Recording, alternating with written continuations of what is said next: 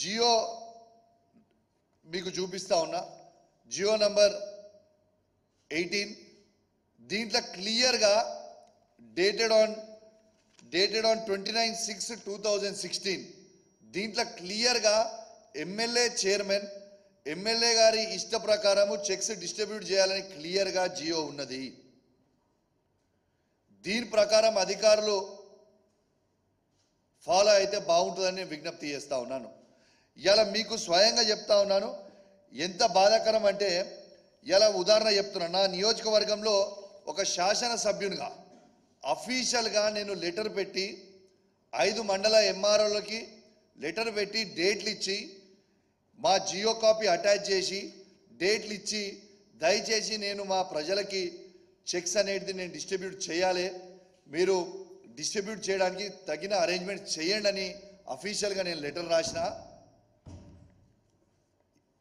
ఒక్కరోజు కూడా అరేంజ్మెంట్ చేయకుండా మంత్రి గారు వస్తా అంటున్నారు ప్రోగ్రామ్కి అని చెప్పి ఆపుతా ఉన్నారు. పొన్నం ప్రభాకర్ గారు రేవంత్ రెడ్డి గారి నాయకత్వంలో మీరు నా మీద కోపం ఉంటే, నా మీద ఎన్ని ఉంటే, మీరు ఎన్ని ఇబ్బందులు పెట్టినా, మీరు నన్ను ఎంత అవమానించినా నాకేం పర్వాలేదు, నేను భరించడానికి సిద్ధంగా ఉన్నా. కానీ నా హుజురాబాద్ నియోజకవర్గ లబ్ధిదారులని అవమానించి ఇబ్బంది పెడితే మాత్రం బిడ్డ తాట తీస్తాం. ఖచ్చితంగా నా హుజురాబాద్ నియోజకవర్గ ప్రజల కోసం ఎంత దూరమైనా నేను వెళ్తా.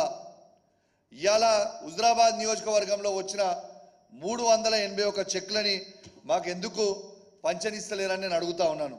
ఇవాళ 27 తారీఖున ఈ చెక్స్ అన్నీ కూడా ల్యాబ్స్ అవుతా ఉన్నాయి. ఈ చెక్స్ 27 తారీఖున ల్యాబ్స్ అవుతున్నప్పుడు మీరు ఎందుకు ఆ చెక్స్ని డిస్ట్రిబ్యూట్ చేయనిస్తలేరు? హుజురాబాద్ మండలం హుజురాబాద్ పట్టణానికి వచ్చిన 41 చెక్లని, ఇల్లంతకుంట మండలంలో వచ్చిన 66 చెక్లని, జమ్మికుంట పట్టణంకి వచ్చిన 129 చెక్లని, ఇవాళ వీణవంక మండలం వచ్చిన 71 చెక్లని, ఇవాళ కమలాపూర్ మండలం వచ్చిన 61 చెక్లని, ఇవి మొత్తం కలిపితే 368 చెక్లని మీరు ఎందుకు డిస్ట్రిబ్యూట్ చేయనిస్తలేరు, ఎందుకు ఇస్తలేరు అని నేను అడుగుతా ఉన్నాను. ఇవాళ 27 తారీఖు చెక్కులు ల్యాబ్స్ అవుతున్నాయి. మీరు పోయినసారి కూడా ఇదే కథ చేసిర్రు. ఆ చెక్కులు ల్యాబ్స్ అయితే మళ్ళీ ఇలా సగం చెక్కులు గవే చెక్కులు వచ్చినాయి. మళ్ళీ ఈ 27 తారీఖు చెక్కులు ల్యాబ్స్ అయ్యే ప్రమాదం ఉంది. దయచేసి వెంటనే ఈ ప్రోగ్రామ్ని ఏర్పాటు చేయాలి. ఎస్, ఇలా మంత్రి గారు వస్తారంటే యూఆర్ మోస్ట్ వెల్కమ్. మంత్రి గారు వస్తారంటే మాకేం అభ్యంతరం లేదు కదా. ఇలా మంత్రి గారు వస్తే ప్రోగ్రాం పెట్టుకొని చేయమని చెప్తా ఉన్నాం మేము.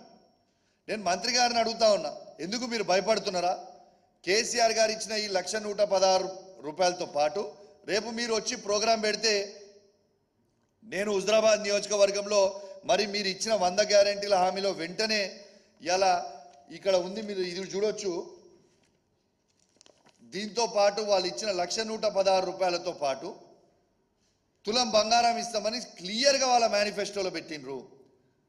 రేపు మీరు వచ్చినప్పుడు మీరు ప్రజల మధ్యలో ఈ 1,116 రూపాయలు కేసీఆర్ ఇచ్చిర్రు, మరి మీరు వచ్చిర్రు కదా, తులం బంగారం తీసుకొచ్చి ప్రజలకు ఇస్తున్నారా అని నేను అడుగుతాను. మీకు భయం అవుతుందా? ఎందుకు ఇస్తలేరు? నేను దయచేసి అధికారులకు కూడా హెచ్చరిస్తా ఉన్నా. నేను జిల్లా కలెక్టర్లకి, ఆర్డీఓలకి, ఎంఆర్ఓలకు కూడా చెప్తా ఉన్నాను, అధికారం ఎవరిది శాశ్వతం కాదు. మీరు రూల్స్ ప్రకారం పోండి. మీకు జియో ఉన్నది, ఈ జియో ప్రకారం మీరు ఎందుకు పోతలేరని నేను అడుగుతున్నా. మీకు ఏం అడ్డంకులు వస్తున్నాయని నేను అడుగుతున్నా. నేను అధికారులకు కూడా హెచ్చరిస్తా ఉన్నాను, తస్మాత్ జాగ్రత్తగా ఉండండి. ఇవ్వండి, బ్లాక్ బుక్ రెడీగా చేసిన ఏ అధికారి ఎక్స్ట్రాలు చేస్తుర్రో ఇలా ఈ బ్లాక్ బుక్లో మీ పేర్లన్నీ ఎంటర్ చేస్తున్నా